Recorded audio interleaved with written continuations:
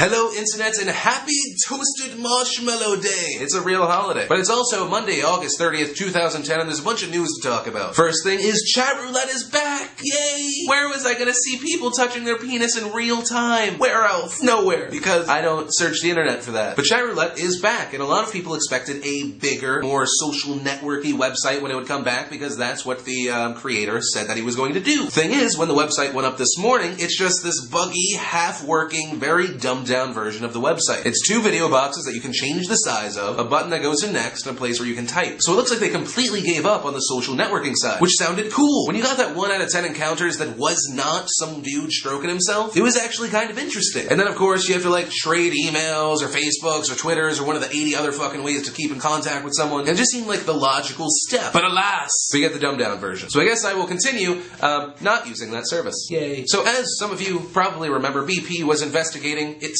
And after finding itself pretty much not at fault, they found something. Oddly enough, it was not an evil bald man stroking a kitty cat. I always just kind of assume that's who did it. But it turns out that BP read the pressure gauges wrong, so that when they changed stuff to the doobly-doos, it blew up and killed 11 people. And did that whole thing to the ocean. Or whatever. So I don't know, kind of interesting that BP is taking faults. But it's good to see. Then of course, moving to happy fun time news, the Emmys were last night. And a lot of people were surprised by the choices, but you really shouldn't be at this point for the Emmys. It feels like other than Mad Men, they're kind of just throwing a dart to see who wins. My favorite was probably Best Female Actress in a Comedy, where they awarded Edie Falco, who stars in a drama, Nurse Jackie, that just has funny moments. Even she's saying, why did I get this? But of course, the biggest award went out to Best Supporting Role, the bra Christina Hendricks was wearing. I love award season, just for her. Oh yes. That was creepy, I apologize. But I was happy that Modern Family won. It completely deserved it. In movie news, The Last Exorcism, which of course cost $1.8 million to make, made $21 million.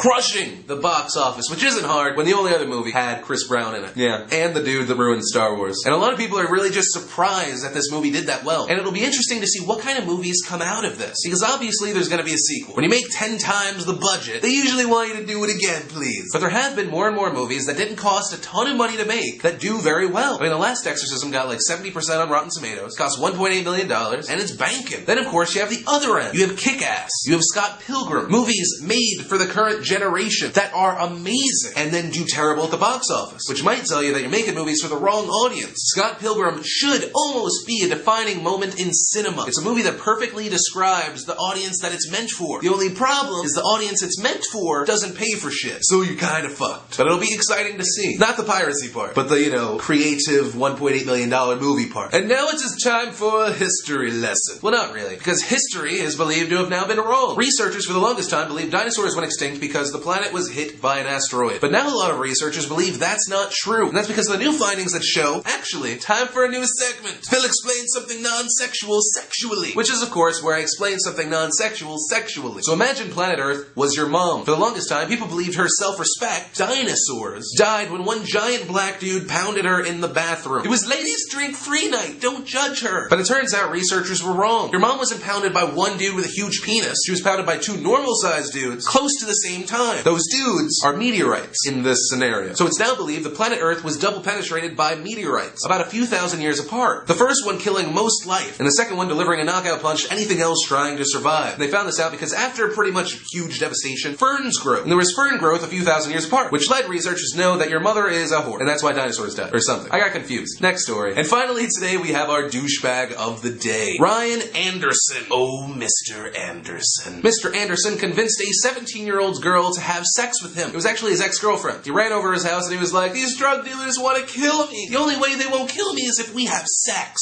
And for some reason she was like, well, that makes sense. Ladies, that'll never happen. If that'll happen, you're dealing with some messed up people that are going to kill you anyway. So don't do it. Because 99.8% of the time, that's a lot. Like if I ran into a room and I was like, ladies, someone knocked me out, put a tiny plastic bomb in my pee hole, and the only way I can survive is if someone sucks me off. Because hopefully when I orgasm, it'll knock the bomb out, which you will then need to spit into this custom bomb case made to look like a Power Rangers lunchbox. That's probably a lie. But yeah, now the guy's in jail. Because that's what happens when you're a douchebag that tricks chicks into having sex with you, because they fear for their life. Yeah. Anyway, I wanted to go into further detail about this hot cosplay thing from Mass Effect 2, and more on Christina Hendricks, but there's just not time in this video. So if you want to check out that super awesome, fantastic gallery, videos, pics, anything really from this video, or my new vlog that came out today, where I talk about bitches being bitches, click those links in the description below. And of course, I do want to leave leave you with a Monday question of the day. What is the biggest lie you've ever told? And of course, do not incriminate yourself if you lied to a girl saying that someone was going to kill you if you didn't have sex. But everything else, let me know in the comments down below or in a video response. But of course, guys, as always, my name is Philip DeFranco, and you were just filled in. You didn't feel it? Oh. Well, I'll see you tomorrow. Ah! Oh god, that almost fell.